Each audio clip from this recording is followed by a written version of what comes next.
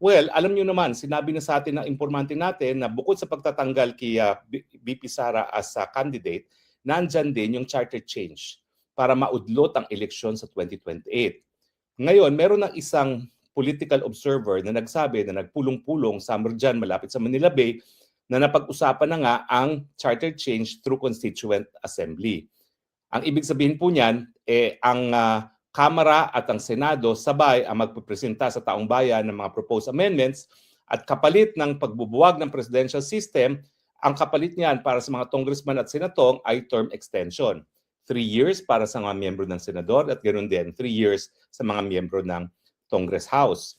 At syempre, yan ay kaakit-akit sa kanila kasi wala silang gastos sa isang taon, ma-extend at dahil nga sa charter change, magiging Marcos forever. Mananatili na si Marcos dahil pag yan naman ay naging parliamentary, talagang kung paano naging speaker si Tambaluslos, ganun din paano para maging prime minister. Napakadali. Pera, pera, pera at pera. So nakumpirma po yan ng isang political observer na ganyan na nagkaroon ng ganyang pagpupulong na kasama si dating Senate President Tito Soto. Ako naman po, sususugan ko lang. Nagkaroon po ako ng ibang source na nangyari talaga yung meeting na yan.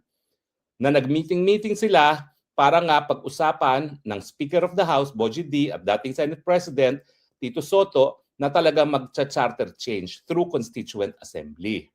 Now, nakita niyo na kung bakit itong pangalawang dahilan kung bakit kinakailangan provangag ang Senate President.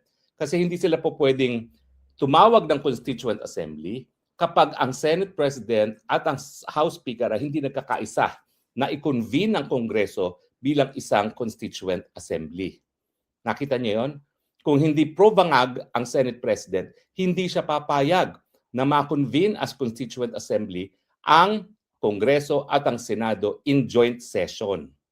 At dyan na nga papasok kung papayag ba yung provangag na Senate President na boboto together with the House ang Senado at hindi voting separately. Kasi pag together with the House, anong laban ng mga 24 senador sa 316 na mga kongresista? Wala. So kung anong gusto ng Kongreso, makukuha nila. Samantalang, ang sa tingin ko talaga, nagkamali lang ng drafting error yan sa saligang batas dahil akalain nila magkakaroon sila ng parliamentary pero binalik pa rin ng bicameral. Kaya tuloy, ang nangyari, hindi nakasaad doon na dapat voting separately ang Senate at saka ang House pagdating sa Constituent Assembly. Pero kung ang ordinaryo batas ay voting separately sila, bakit hindi for Constituent Assembly na ang amendahan ay saligang batas mismo, ang pinakamataas na batas sa ating bayan? Maamendahan, magkaroon ng term extensions at manatili sa pwesto si Marcos.